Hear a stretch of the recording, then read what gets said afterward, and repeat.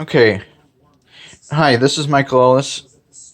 Now, I'm going to show you the way to create silver from base metals from the absolute beginning. Using a sourdough starter to create your yeast source. So, like, absolutely from the beginning, like, not even using store bought yeast, like, wild culturing yeast, using flour. In this case, it's a cup of gluten free flour and a cup of water, according to the websites that I'm visiting, feastingathome.com sourdough starter. Using a sourdough starter, which is just a cup of water or half a cup of water and a cup of flour, mixing that together. I'll have to get a spoon, and we can do that. Here, I'll get a spoon. Ah, it's stuck. There we go. Getting a spoon. So we'll mix that together. Okay, this is the beginning of our sourdough starter. So get a cup of flour. Any flour will do. And this will be the beginning of our sourdough starter. Half cup of water, so it's really doughy.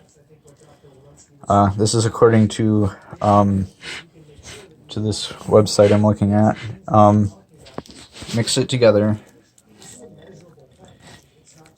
Now this will be our sourdough starter, so you can use this to eat off of too. You don't have to just use it for alchemy. But this will be our wild culture for yeast. So we'll have a yeast source from nature, or from our kitchen at least. Okay, that's a pretty good mix. Alright, we'll give it a little bit more mix.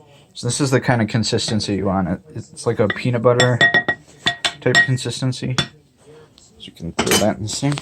Okay, so I think we're just supposed to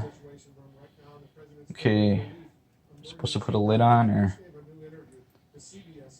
okay, it says incorporate the flour. That's okay. Place the lid on. Okay, so this says using a mason jar, but in our case we're just using a bowl.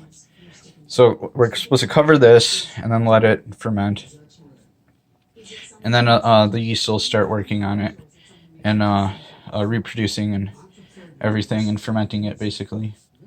And you're supposed to keep feeding it then if you want to do a sourdough starter, but we're just going to use it as a yeast source, so we'll let it build up yeast and everything. So this is how we get our yeast culture going.